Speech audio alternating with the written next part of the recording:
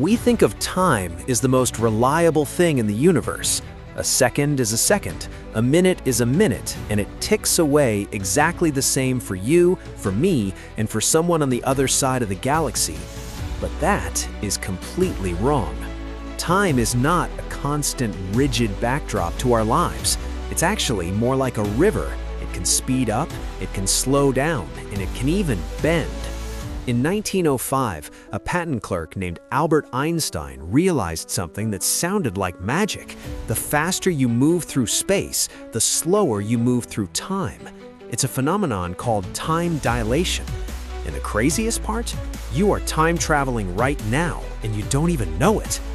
Today, we're unraveling the surprising history of time. Right here in Simple Things Surprising Histories.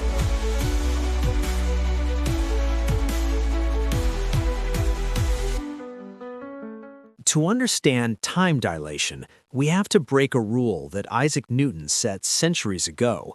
Newton thought time was absolute, but Einstein realized that there is only one thing in the universe that is truly absolute: the speed of light. Light travels at roughly 300,000 kilometers per second. Einstein figured out that nothing can exceed this speed limit, and because the speed of light must remain constant, everything else, including time, has to adjust to accommodate it. Think of it like a slider on a video game. You have a limited amount of motion to spend. If you use all your motion to travel through space at the speed of light, you have zero motion left to travel through time. This is special relativity. If you are on a spaceship traveling at 99% of the speed of light and you looked at your watch, it would tick normally. But if I looked at you from Earth, you would look like you were moving in slow motion. Your time has slowed down to keep the speed of light constant. This leads us to one of history's most famous thought experiments, the twin paradox. Imagine two identical twins, Mark and Scott. Scott stays on Earth while Mark boards a spaceship capable of flying near the speed of light. Mark flies to a distant star and comes back. For Mark, the trip might feel like it took 1 year. He ate 365 breakfasts, slept 365 times, but when he lands on Earth, he finds that Scott is an old man. On Earth, 50 years might have passed. Everyone Mark knew has aged, cities have changed, and technology has advanced.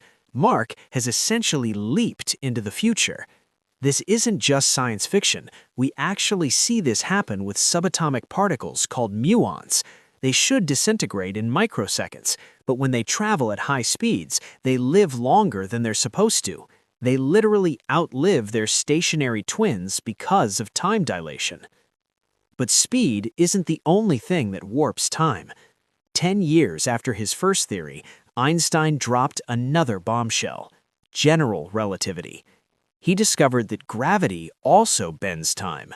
Imagine space and time are like a fabric, a trampoline. If you place a heavy bowling ball in the middle, the fabric curves. That curve is gravity. The closer you are to a massive object, like a planet or a black hole, the stronger the gravity and the slower time moves. This means time actually moves faster at the top of a skyscraper than it does on the sidewalk. It's a tiny, tiny fraction of a nanosecond, but it is real. In fact, your head is technically aging slightly faster than your feet simply because your feet are closer to the Earth's core. You might be thinking, okay, this is cool theory, but does it affect me?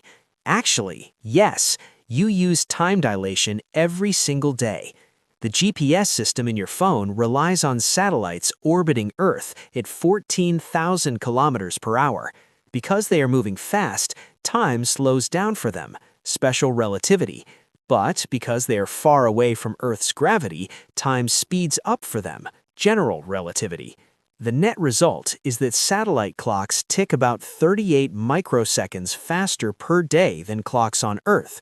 If engineers didn't program the satellites to correct for Einstein's theory, your Google Maps would be off by about 10 kilometers every single day. The system would be useless within 24 hours. So, Time is not a straight line. It is a flexible, bending dimension that relates to how fast we move and where we stand in the universe. We are all time travelers, moving forward into the future at slightly different rates. If you enjoyed this trip through space-time, hit that like button and subscribe to Simple Things, Surprising Histories for more stories that make the complex simple. I'll see you in the future.